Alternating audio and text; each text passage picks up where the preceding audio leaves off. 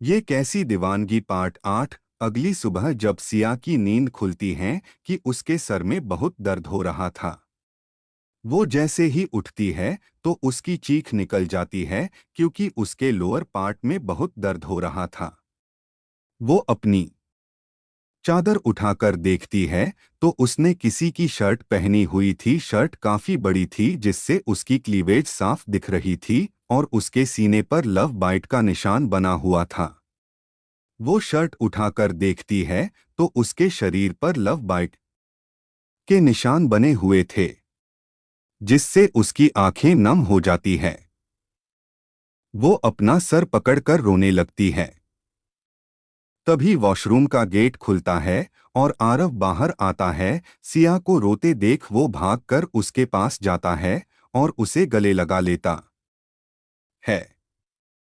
आरव, शांत हो जाओ। क्या तुम्हें कहीं दर्द हो रहा है? मैं डॉक्टर को बुलाऊं क्या?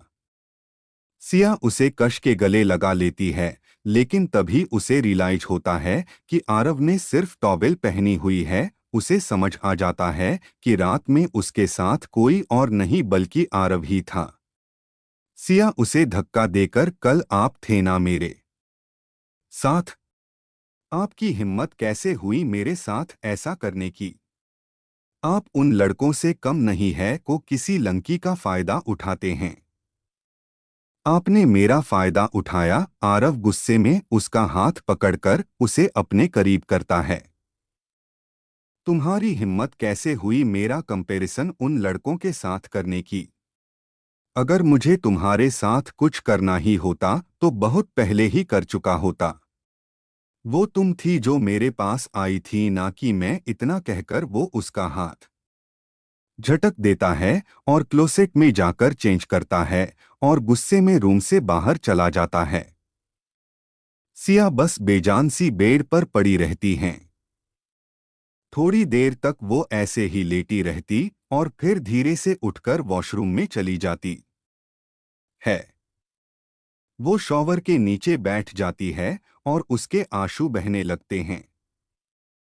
तभी उसे कल रात की बातें याद आने लगती है कि कल कैसे माया ने उसे मिस्टर बनर्जी को सौंप दिया था, लेकिन आरव ने उसे बचा लिया था और वो आरव को डोट किस कर रही थी। ये सब याद आते ही वो फूट फूट कर रोने लगती है। थोड़ी देर में खुद को संभाल कर रूम से बाहर निकल जाती है। घर जाकर वो रिया को कॉल करती है, लेकिन उसका फोन बंद आ रहा था। वो थकी होने की वजह से जल्द ही सो जाती है। रॉयल क्लब के दूसरे रूम में अमन के हाथ में एक फोन था जिस पर सीयू नाम शो हो रहा था। अमन सोच रहा था कि उसे फोन उठाना चाहिए या फिर नहीं। फोन बजकर बंद हो जाता है। अमन बेड पर सोई हुई रिया को देखता है जिसके चेहरे पर एक प्यारी सी मुस्कान थी।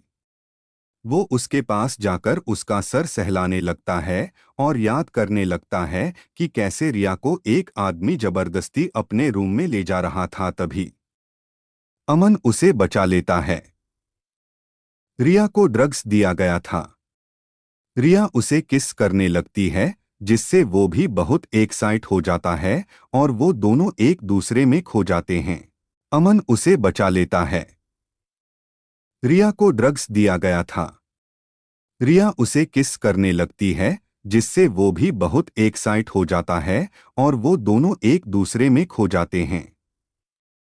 तभी रिया हल्का सा कशमसते हुए अपनी आंखें खोलती है तो सामने अमन का चेहरा दिखाई देता है। पहले तो उसे लगता है कि वो सपना देख रही हैं, इसलिए वो मुस्कुराकर उसके गालों पर किस कर देती है। तभी उसे अपने होठों पर दबाव महसूस होता है। वो देखती है तो अमन उसे किस कर रहा था। अब जाकर उसे रियलाइज होता है कि ये सपना नहीं है। अमन जैसे ही उसे छोड़ता है वो गहरी सांस लेने लगती है। रिया, अमन, आप इतनी सुबह सुबह मेरे घर में क्या कर रहे हैं? अमन, लगता है अभी तक नशा उतरा नहीं है, इसलिए तुम्हें क्लब का रूम तुम्हारा घर लग रहा है।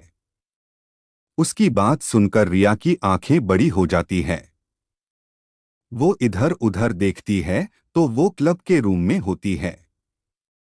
वो अमन से कुछ बोलने के लिए मुंह खोलती है, लेकिन तभी उसे एहसास होता है कि उसके शरीर पर चादर के सिवा कोई भी कपड़ा नहीं है। वो चौंक कर बैठ जाती है। उसे कल रात की सारी बातें याद आने लगती है कि कैसे उसने अमन को प्रपोज किया था और वो उसे किस रही थी। ये सब याद आते ही उसका चेहरा लाल हो जाता है। अमन समझ जाता है कि वो क्या सोच रही है। अमन, कल रात जब तुम जंगली बिल्ली की तरह मुझ पर झपटी थी तब तो शर्म नहीं आई, तो अब इतना क्यों शर्मा रही हो? रिया उसके सीने पर मारते हुए, तुम बहुत बेशर्म हो और कल मैं नशे में थी इसलिए मुझे कुछ भी याद नहीं है। अमन, चलो मैं तुम्हें याद दिलाता हूँ कि कल क्या हुआ था। इतना कहकर वो एक बार फिर रिया को किस करने लगता है। रिया पहले तो उसे धक्का देती है, लेकिन फिर वो भी उन सब में इन्वॉल्व हो जाती है। कुछ ही देर में रिया की सिसकारियां पूरे कमरे में सुनाई दे रही थी। करीब 2 घंटे के बाद वो रिया को छोड़ता हूँ। तभी उसका फोन बजता है। सामने वाले की बात सुनकर उसकी पकड़ फोन पर कस जाती है। वो रिया को उठाकर वॉशरूम में ले जाता है और वो दोनों साथ में फ्रेश होते हैं। अमन रिया को उसके घर पर छोड़ता है। रिया घर जाकर देखती है तो सिया सो रही थी। वो भी अपने रूम में जाकर सो जाती है। अमन और आरव की गाड़ी उस खंडहर वाले घर में जाकर रुकती है, जहां से कई लोगों की चीखने की आवाज आ रही थी। वो अंदर जाकर देखते हैं तो सामने माया और काया बहुत बुरी हालत में एक बर्फ के कंटेनर में बंद थी। उनका पूरा शरीर कांप रहा था। वही दूसरे कोने में मिस्टर बनर्जी और वो वेटर आधे कपड़ों में बंधे हुए पड़े थे। उनके शरीर पर जलने और मारने के निशान थे। आरव जाकर वहां पड़ी किंग साइज चेयर पर बैठ जाता है। अमन उसके बगल वाली चेयर पर बैठ जाता है। तभी वहां आहिर आता है और वो उन सबको आरव के सामने लाकर खड़ा कर देता है।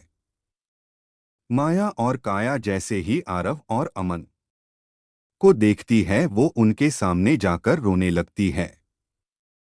माया, आरव हमें बचा लो, इन लोगों ने हमें किडनैप कर लिया और हमें टॉर्चर कर रहे हैं। काया, हम तो इन लोगों को जानते तक नहीं और हमने कुछ भी नहीं किया है, प्लीज हमें बचा लो। आरव, मेरे लोग हैं और मेरे कहने पर ही तुम सबको टॉर्चर कर रहे हैं। अमन, क्या कहा तुमने? तुमने कुछ भी नहीं किया। वो कौन था जिसने कल हमारी ड्रिंक में ड्रग्स मिलवाया? तुमने मेरी बहन और रिया को का रेप कराने की कोशिश की। उसकी बातें सुनकर उन दोनों के चेहरे की हवाइयां उड़ जाती है। वो समझ जाती है कि अब उन्हें कोई नहीं बचा सकता है। आरव गुस्से में उन सबको घूर रहा था, जिसे देखकर माया और काया डर को वजह से कांपने लगती है। अमन उसके बाल खींचते हुए, तुम्हें क्या लगा मुझे पता नहीं चलेगा कि तुमने सिया और रिया के साथ क्या किया है? शुक्र मनाओ कि मैं लड़कियों पर हाथ नहीं उठाता, नहीं तो अभी तक तुम्हें ऊपर पहुंचा चुका होता। आरव अपनी लाल आंखों लिए शांत बैठा हुआ था, पर यह शायद तूफान के पहले की शांति थी। मिस्टर बनर्जी जैसे ही कुछ बोलने के लिए मुंह खोलते हैं, आरव गुस्से में उसे मारने लगता है। उसे सिया के गालों पर छपे हुए उंगलियों के निशान याद आने लगते हैं। वो पास में रखा हंटर उठता है और उसे बेरहमी से मिस्टर बनर्जी के शरीर पर मारने लगता है। उसका ये रूप देखकर माया और काया की हवाइयां उड़ गई थीं और वो वेटर तो बेहोश ही हो गया था। आरव, तेरी हिम्मत भी कैसे हुई मेरी जान पर हाथ उठाने की? मिस्टर बनर्जी, मुझे माफ कर दीजिए मिस्टर शेखावत, मैं आगे से ऐसी गलती कभी भी नहीं करूंगा। आरव उसके चेहरे को पकड़कर दबाने लगता है और उसके हाथ की उंगलियां तोड़ देता है, जिससे मिस्टर बनर्जी की तेज चीख पूरे घर में गूंज उठती हैं। आरव आहिर से, इसे ले जाओ और इतना टॉर्चर करो कि ये मौत की भीख मांगे, लेकिन इसे इतनी आसान मौत मत देना। मिस्टर बनर्जी की हालत देखकर सब बहुत डर चुके थे, यहाँ तक अमन के माथे पर भी पसीना आ गया था, क्योंकि बहुत दिनों के बाद उसका सामना माफिया किंग आरव शेखावत से हुआ था। माया और काया आरव के पास जाकर माफी मांगने लगती है। आरव, बहुत शौक है ना तुम दोनों को दूसरों की इज्जत से खिलवाड़ करने का। तुमने आरव को हल्के में लेने की गलती कर दी। आज तुम्हें पता चलेगा कि आरव शेखावत से जुड़े लोगों को हर्ट करने का अंजाम क्या होता है। वो अपने बॉडीगार्ड को कुछ इशारा करता है। बॉडीगार्ड एक इंजेक्शन उन दोनों की बॉडी में लगा देता है, जिससे कुछ ही सेकंड्स में उनकी बॉडी गर्म होने लगती है। वो एक हाई पावर का डिजायर ड्रग था। आरव उन दोनों को एक ही रूम में बंद कर देता है। अगले 10 मिनट में ही उस रूम से अजीब अजीब आवाजें आने लगती है, जिसे सुनकर वेटर के हाथ पैर कांपने लगते हैं। वो आरव के सामने घुटनों के बल बैठ जाता है और माफी मांगने लगता है। वेटर, माफ कर दीजिए साहब, मैं इतने सारे पैसे देखकर बहक गया था। उन लड़कियों ने वो ड्रग आपको देने के लिए कहा था। मुझे माफ कर दीजिए, आगे से ऐसी गलती कभी नहीं। इससे आगे के शब्द उसके मुंह में ही रह जाते हैं, क्योंकि अमन ने अपनी बंदूक की गोली उसके सिर के पार उतार दी थी। आरव, इसे इतनी आसान मौत नहीं मिलनी चाहिए थी। अमान, इसकी गलती इतनी भी बड़ी नहीं थी, क्योंकि इसकी वजह से ही मैं अपने रिश्ते में एक कदम आगे बढ़ पाया। और अब घर चल, क्योंकि कल रात की एक्सरसाइज के बाद मुझे नींद की सख्त जरूरत है। इतना बोलकर वो मुस्करा देता है, लेकिन आरव उसे घूरते हुए आगे जाने लगता है। अमन, इतने भी रूड मत बनो। मैं जानता हूं कि कल तुमने भी बहुत मेहनत की है। उसकी बात सुनकर आरव को सिया की सुबह वाली बात याद आ जाती है और उसके भावहीन चेहरे पर थोड़ा गुस्सा और दर्द दिखाई देने लगता है, जिसे अमन बखूबी समझ लेता है। अमन, क्या तुम्हारे और सिया के बीच झगड़ा हुआ है? आरव कुछ नहीं बोलता। अमन समझ जाता है कि क्या हुआ होगा, क्योंकि उसे भी लगा था कि रिया उठकर उसे गलत समझेगी। अमन, आरव, मैं समझ रहा हूं कि तुम दोनों के बीच क्या हुआ होगा, इसलिए अब तुम्हें उसे प्यार से संभालना होगा और खुद पर विश्वास दिलाना होगा। ड्रग बहुत ही हाई पावर का था, हो सकता है इसलिए उसे कुछ याद ना हो, पर उसे जब रियलाइज होगा तब वो खुद तुमसे माफी मांगेगी। उसकी बात सुनकर भी आरव कुछ नहीं बोलता और गाड़ी में बैठकर ऑफिस के लिए निकल जाता है। अमन उसे जाता देख निराशा से अपना सिर हिला देता है और फिर घर के लिए निकल जाता है, क्योंकि वो जानता था कि आज उसकी प्यारी सी गर्लफ्रेंड ऑफिस नहीं आएगी। आरव सीधा ऑफिस चला जाता है। वहां उसे शिवा और रोहित बात करने की कोशिश करते हैं, लेकिन वो उन्हें इग्नोर करके अपने कैबिन में चले जाते हैं। रोहित शिवा से, भाई आज इस सोए हुए शेर को किसने जगा दिया?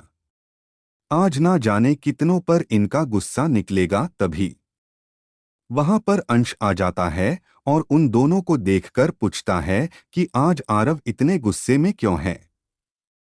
शिवा और रोहित अपना अपना सिरनामे हिलाते हैं। अंश आरव के कैबिन में चला जाता है। वही उसी खंडहर वाले घर के एक कमरे में माया और काया अधमरी हालत में पड़ी होती है। कमरे का सामान बिखरा पड़ा था और उनके कपड़े भी फ्लोर पर पड़े हुए थे, जिसे देखकर ये अंदाजा लगाया जा सकता था कि थोड़ी देर पहले उनके साथ क्या हुआ था। जब उन दोनों की आंखें खुलती हैं तो खुद की हालत देखकर उनकी आंखों से आंसू गिरने लगती है। वो दोनों पागलों की तरह चिल्लाने लगती है और मौत की भीख मांगने लगती है। तभी वहां पर दो आदमी आते हैं और उन दोनों को डोट मार देते हैं और उन दोनों का किस्सा यहीं पर खत्म हो जाता है। अंश, शिवा और रोहित आरव के ऑफिस में बैठे होते हैं। आरव, क्या हुआ? आप सब मुझे ऐसे क्यों देख रहे हैं? अंश, ये तू बता कि क्या हुआ है? सुबह से इतने गुस्से में क्यों है और किसे मारकर आ रहा है? क्योंकि तेरी गर्दन पर अभी भी खून की छींटे हैं। आरव जानता था कि ये लोग बिना सच जाने उसका पीछा नहीं छोड़ेंगे, इसलिए वो अपनी ओर सिया वाली बात छोड़कर सब बता देता है। अंश, इतना कुछ हो गया और तूने बताया भी नहीं। रोहित, अच्छा किया आपने। उन दोनों चुड़ैलों को पहले ही मार देते तो ये सब नहीं होता। वो बातें कर ही रहे होते हैं कि अंश का फोन बजता है। सामने वाले शख्स की बातें सुनकर वो शॉक हो जाता है और उसकी आंखें नम हो जाती है। अंश को शौक देखकर सब उसके पास जाते हैं। आरव भाई, आप ठीक हो? किसका फोन था? अंश उसे गले लगा लेता है। अंश, मैं आज बहुत खुश हूँ, बहुत खुश हूँ। मेरी इतने दिनों की मेहनत पूरी हो गई। मेरी प्रिंसेस मिल गई। मेरी निया मुझे मिल गई। आरव, क्या सच में निया मिल गई? वो कहाँ पर है? अंश, मेरे आदमी उसे बहुत सालों से ढूंढ रहे थे। कुछ दिन पहले ही उन्हें पता चला कि वो दिल्ली में एक अनाथ आश्रम में रहती थी, लेकिन फिर वो वहां से गायब हो गई। मेरे आदमी तब से उन्हें ढूंढ रहे हैं। अभी खबर मिली है कि वो मुंबई में ही है। मेरे पास उनका एड्रेस भी है। उसकी बात सुनकर सब बहुत खुश होते हैं। सभी जानते थे कि अंश पिछले कई सालों से अपनी बहन को ढूंढ रहा है। रोहित, ये तो सच में गुड न्यूज़ है। मैं अभी अंकल और आंटी को कॉल करके बताता हूँ कि नियादी मिल गई है। वो दोनों कितना खुश होंगे। शिवा, वैसे आरव भाई, आप सच में खुश हो निया के मिलने से? क्योंकि आप दोनों की एक दूसरे से बिल्कुल भी नहीं बनती थी। उसकी बात सुनकर सब हंसने लगते हैं। वही आरव उसे घूर कर देखता है, जिससे शिवा अपना मुंह इधर उधर करने लगता है। अंश, अभी तुम सब इस बारे में मॉम डैड या फिर किसी को भी नहीं बताओगे? रोहित, पर क्यों भाई? अंश, अगर ये जानकारी भी गलत निकली तो एक बार फिर उनकी उम्मीद टूट जाएगी और मैं उन्हें ऐसे नहीं देख सकता। उसकी बात सबको सही लगती है। आरव अमन को भी कॉल करके ऑफिस बुला लेता है और उसे सब कुछ बताता है। वो सभी निया को ढूंढने के लिए उस एड्रेस पर जाने के लिए निकल जाते हैं। वही क्लब के एक प्राइवेट रूम में रूम का माहौल मधोशी भरा था, जहां एक लड़की की सिसकारी और आह की आवाजें गूंज रही थी और एक आदमी उसे चूमे जा रहा था।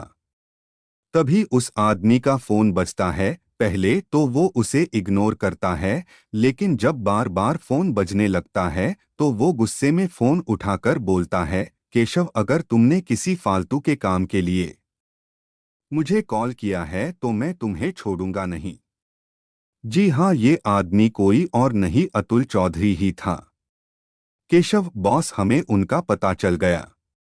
उसकी बात सुनकर अतुल चौधरी खुश हो जाता है। अतुल चौधरी, जल्द से जल्द मेरी जान को मेरे पास लाने की तैयारी करो। मैं अभी आ रहा हूं। इतना बोलकर वो कामिनी मुस्कान के साथ फोन रख देता है और फिर उस लड़की की तरफ देखता है जो थक कर सो रही थी। वो अपनी जेब से एक नोट की गड्डी निकालकर उसके पास रख देता है और अपने कपड़े पहनकर वहां से निकल जाता है। सिया के घर पर सिया बहुत थकी होती है, इसलिए वो शाम तक सोती रहती है। जब वो सोकर उठती है तो थोड़ा फ्रेश फील कर रही थी। वो बाथरूम में जाती है और नहाने लगती है। तभी उसे अपने शरीर पर बनी लव बाइट के निशान दिखते हैं और उसे सुबह का सीन याद आ जाता है। वो बहुत गिल्टी फील कर रही थी। उसकी आंखें नम हो जाती है। सिया, ये तूने क्या किया सियू? बिना कुछ सोचे समझे उस डेविल पर इल्जाम लगा दिया। अगर वो ना होते तो शायद आज आज मैं जिंदा ना होती। मुझे उनसे माफी मांगनी है। मैं उनसे मिलते ही कान पकड़कर सॉरी बोल दूंगी। तभी उसे याद आता है कि कैसे उसने आरव को किस किया था और उसके लिप्स को स्वीट कैंडी बोला था। ये याद आते ही उसका चेहरा कश्मीरी सेब की तरह लाल हो जाता है। वो शर्माते हुए सब कुछ याद कर रही थी। सिया, हे भगवान, मैं कैसे उस खुले सांड को फेस करूंगी? कहीं वो गुस्से में मुझे इस दुनिया से ही गायब ना करा दे। और कल तो मुझे शाम बन के ऑफिस भी जाना है। वो फ्रेश होकर रिया के रूम में जाती है। रिया आराम से सोई होती है। सिया, ये रियू अभी तक क्यों सो रही है? तभी उसे याद आता है कि कल रिया को भी ड्रिंक पीने के बाद चक्कर आ रहे थे और वो भी उसके साथ वॉशरूम जा रही थी। ये ध्यान आते ही उसका दिमाग खराब हो जाता है। वो रिया का ब्लैंकेट हटा देती है। तभी उसे रिया की गर्दन और हाथ पैर में बने निशान दिखाई देते हैं, जिसे देखकर उसकी आंखें नम हो जाती है और वो उसे गले लगा लेती है। रिया को जब किसी के हाथ अपनी बॉडी पर फील होता है तो वो जल्दी से उठ जाती हैं। सिया को रोते देख वो परेशान हो जाती है। रिया, सियो, क्या हुआ तुझे? तू रो क्यों रही है? सिया, ये सब मेरी वजह से हुआ है। ना ही मैं तुझे क्लब में ले जाती और ना ही ऐसा कुछ होता। रिया नासमझी से उसे देखने लगती है। रिया, ये तू क्या बोले जा रही है? मुझे कुछ भी समझ नहीं आ रहा है। सिया उसके गले पर बने निशानों की तरफ इशारा करती है। रिया समझ जाती है कि वो क्या बोलना चाह रही है। रिया, ये वो नहीं है जो तू समझ रही है। सिया, मतलब तुझे कल ड्रग्स नहीं दिए गए थे? रिया, हाँ, दिए गए थे। लेकिन ये सब तो कल मेरे और अमन के बीच हुआ। इसलिए तू टेंशन मत ले। आखिरी बात वो शर्मा कर बोलती है। सिया उसके लाल हुए चेहरे को देखकर सब समझ जाती है। वो रिया को गले लगाकर बोलती हैं, सिया, इसका मतलब तूने मुझे मासी बनाने की पूरी तैयारी कर ली है। उसकी बात पर रिया का चेहरा और भी लाल हो जाता है और वो पिलो लेकर उसे मारने लगती है। देखते ही देखते पूरा रूम पिलो फाइट का मैदान बन जाता है। सॉरी यार, लास्ट चैप्टर में मैं ये बताना भूल गया था कि जब सिया और रिया अनाथाश्रम से भाग जाती है, उसके बाद अतुल चौधरी इस पूरे मामले को शांत करने के लिए अनाथ आश्रम के मालिक को पैसे देता है और सिया और रिया की सारी तस्वीरें और जानकारी मिटा देता है, जिस वजह से आरव और अंश दोनों ही सिया के बारे में पता नहीं कर पा रहे थे। अंश और बाकी सब उसी एड्रेस पर पहुंच जाते हैं। अंश के चेहरे पर खुशी और घबराहट साथ में दिखाई दे रही थी। आरव उसके कंधे पर हाथ रखकर पलके झपका देता है। अंश कांपते हाथों से डोर बेल बजाता है। दरवाजा खुलने की आवाज के साथ उसकी धड़कनें भी तेज चलने लगती है। तभी दरवाजा खुलता और सामने से एक 30 साल की औरत बाहर आती है। रोहित, ये नियादी की जगह पर निया आंटी कैसे आ गई? शिवा उसके सर पर मारते हुए, तुम थोड़ी देर मुंह नहीं बंद रख सकते? अंश जी, हमें निया से मिलना है। क्या वो यही रहती है? औरत, आपको शायद गलतफहमी हुई है। यहाँ पर कोई निया नहीं रहती। आरव, सोचकर बताइए, क्या आपके पहले या आसपास कोई निया नाम की लड़की रहती थी? औरत, मैं पिछले 5 साल से इस घर में रहती हूँ। हाँ, मुझसे पहले यह पर एक लड़का रहता था और उसके साथ एक लड़की भी, पर सिर्फ एक बार ही उनसे मिली हूँ, इसलिए इस बारे में ज्यादा नहीं जानती। अंश को आंखें नम हो जाती है। वो फिर से खुद को लाचार महसूस कर रहा था। वही सबको भी उसके लिए बुरा लग रहा था। तभी अंश के बार फिर उस औरत से पूछता है, अंश आप उस लड़की का नाम जानती है जो उस लड़के के साथ रहती थी? औरत, वो उसका नाम माफ करना पर मुझे नहीं याद है। उसकी बात सुनकर अंश बहुत उदास हो जाता है और वापस अपनी कार की तरफ चला जाता है। रोहित उसे गले लगाकर, भाई आप चिंता मत करिए, हम जल्द ही दी को ढूंढ लेंगे। अमन और शिवा भी उसे गले लगा लेते हैं। अंश उनसे कुछ नहीं बोलता। वो सभी वापस ऑफिस में आ जाते हैं। आज किसी का मूड ठीक नहीं होता। रोहित रागिनी को भी सब कुछ बता देता है, जिससे वो भी बहुत उदास हो जाती है। अंश के उस एड्रेस से निकलने के तुरंत बाद एक कार उस घर के सामने आकर रुकती है, जिससे अतुल चौधरी निकलता है। वो घर की डोर बेल बजाता है। दरवाजा एक औरत खोलती है। अतुल चौधरी, यहाँ पर सिया नाम की कोई लड़की रहती है क्या? औरत चिढ़ते हुए, नहीं, यहाँ और कोई भी सिया नाम की लड़की नहीं रहती। अतुल चौधरी उसे सिया की फोटो दिखाते हुए, ध्यान से देखो, इस लड़की का नाम सिया है, क्या ये यहाँ पर रहती हैं? औरत ऊंची आवाज में, कितनी बार बोलूं, यहाँ पर कोई भी सिया नाम की लड़की नहीं रहती और मैं इस लड़की को भी जानती। उसकी ऊंची आवाज सुनकर अतुल चौधरी का दिमाग गर्म होने लगता है। वो उस औरत को घर के अंदर धक्का देकर उसका गला पकड़ लेता है और अपने आदमियों से घर की तलाशी लेने को कहता है। उसके आदमी पूरा घर छान मारते हैं, लेकिन वहां सिया के होने का कोई भी सबूत नहीं था। अतुल चौधरी गुस्से में अपने आदमियों पर चिल्लाने लगता है। केशव को तो अतुल चौधरी में अपना काल नजर आ रहा था। वो औरत तो डरी सहमी हुई कोने में खड़ी थी। अतुल चौधरी, इतने सालों में तुम लोग एक लड़की के बारे में नहीं पता लगा पाए। किसी काम के नहीं हो तुम सब निक्कमो। केशव, माफ कर दीजिए भाई, मैं जल्द से जल्द उस लड़की को लाकर आपके कदमों में डाल दूंगा। अतुल चौधरी गुस्से में केशव को थप्पड़ मार देता है और उस औरत को धक्का दे देता है, जिससे उसका सर दीवार से लग जाता है और वो बेहोश हो जाती है। पर अतुल चौधरी को कोई फर्क नहीं पड़ता और वो वहां से निकल जाता है। ऐसे ही आज का दिन निकल जाता है। अगली सुबह आज सिया बहुत नर्वस थी, क्योंकि उसे समझ नहीं आ रहा था कि वो आरव को कैसे फेस करेगी। वो आरव से माफी मांगना चाहती थी, इसलिए उसने कई बार कॉल भी की थी और सॉरी लिखकर मैसेज भी किया था, लेकिन आरव ने उसकी किसी भी कॉल या मैसेज का जवाब नहीं दिया था। सिया, लगता है ये खुला सांड बहुत गुस्से में है, इसलिए इसने एक भी बार मेरे कॉल या मैसेज का रिप्लाई नहीं दिया। पर इसमें मेरी भी तो गलती है, मुझे उनको समझना चाहिए था। आज चाहे कुछ भी हो मुझे उनसे माफी मांगनी ही है।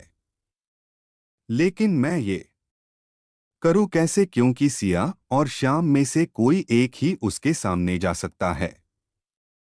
एक काम करती हूँ, अभी मैं ऑफिस जाती हूँ और शाम को सिया बनकर उससे माफी मांग लूंगी। वो तैयार होकर रिया के रूम में जाती है। रिया अभी तैयार हो रही थी।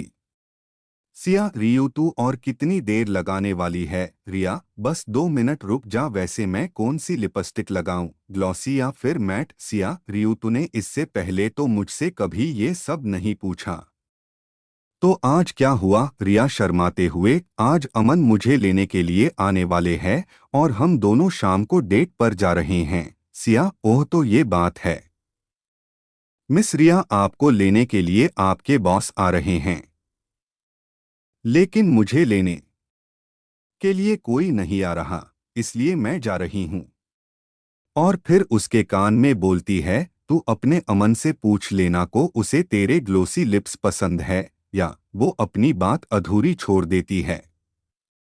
उसकी बात पर रिया शर्मा जाती है और सिया उसे आंख मारकर ऑफिस के लिए निकल जाती है। ऑफिस में आज आरव का दिमाग बहुत खराब था। अंश और अमन अभी तक ऑफिस नहीं आए थे। शिवा और रोहित की हालत खराब थी क्योंकि आरव सुबह से ही उनसे बहुत काम करा रहा था। आरव अपने कैबिन में बैठा एक टक अपने फोन को देखे जा रहा था जिसमें सिया की 4 मिस्ड कॉल पड़ी हुई थी। वो दिया के भेजे हुए मैसेज देख रहा था जिसमें 1000 बार सॉरी लिखा हुआ था। तभी उसके कैबिन का डोर नॉक होता है और श्याम अंदर आता है। श्याम अपने मन में आज इस खुले सांड का दिमाग ज्यादा ही गर्म है। आरव, तो तुम्हें याद है कि तुम ऑफिस में काम करते हो। मैं तुम्हें आखिरी वार्निंग दे रहा हूं, अगली बार अगर तुम्हें छुट्टी पर जाने का मन हो तो दोबारा इस ऑफिस में मत दिखना। श्याम उसे आज का पूरा शेड्यूल बताता है और अपनी डेस्क पर जाकर अपना काम करने लगता है। ऐसे ही आधा दिन बीत जाता है। लंच टाइम में श्याम फिर से आरव को मिलने के लिए मैसेज करता है। उसे लगा था कि आरव फिर से उसके मैसेज को इग्नोर करेगा, लेकिन आरव उसे हाँ बोल देता है और उसे एक एड्रेस पर मिलने को डोट बुलाता है। सिया शाम को मिलने को बोल देती है। ऐसे ही ऑफिस का टाइम बीत जाता है। शाम घर आ जाता है। घर आकर वो आरव से मिलने जाने के लिए तैयार हो रही थी, पर वो बहुत नर्वस थी। सिया खुद को हिम्मत देते हुए, डर मत सिया, कुछ नहीं होगा, तू बस जाकर उससे माफी मांग लेना, इतना बोलकर वो तैयार होने लगती है। आज रिया अमन के साथ डेट पर गई थी, इसलिए सिया घर पर अकेली थी। वो तैयार होकर घर से निकलती है, तभी आरव की कार उसके सामने आकर रुक जाती है। वो बिना सवाल किए उसकी कार में जाकर बैठ जाती है। आरव उससे कुछ नहीं बोलता और कार ड्राइव करने लगता है। सिया उसकी तरफ देखती है, उसकी नजर आरव पर थम जाती है। ब्लैक शर्ट और ब्लैक पैंट में वो कमाल लग रहा था। उसने ब्लैक कलर का चश्मा लगाया हुआ था जिसमें वो कतई जहर लग रहा था। सिया, कुछ भी कहो और ये खुल सांड कुछ ज्यादा ही हैंडसम है, इसीलिए तो लड़कियां इसके आगे पीछे घूमती रहती है। अपना फर्स्ट टाइम इसे देने पर मुझे कोई अफसोस नहीं। आरव उसकी घूरती नजरें महसूस कर रहा था, लेकिन वो कुछ भी कहता। लेकिन तभी उसकी कार के आगे 3 गाड़ियां आ जाती हैं और उससे कुछ लोग उतरते हैं जिनके कपड़ों पर सफेद कलर के पंख बने होते हैं। उनके हाथ में हथियार होते हैं। आरव एक झटके में अपनी गाड़ी रोक देता है, उसकी पकड़ स्टीयरिंग पर कस जाती है और उसकी आंखें गुस्से में लाल हो जाती है। सिया, ये लोग कौन है? और आह, उसकी बात अधूरी रह जाती है और उसके मुंह से चीख निकल जाती है, कौन है ये लोग? और ये आरव और सिया को क्यों मरना चाहते हैं? दोस्तों, अगर आप इस कहानी का अगला भाग देखना चाहते हैं तो नीचे कमेंट करके हमें ज़रूर बताइएगा। और चैनल पर पहली बार आए हैं तो वीडियो को लाइक करके चैनल को सब्सक्राइब कर दीजिएगा ताकि मेरा हौसला बढ़ता रहे।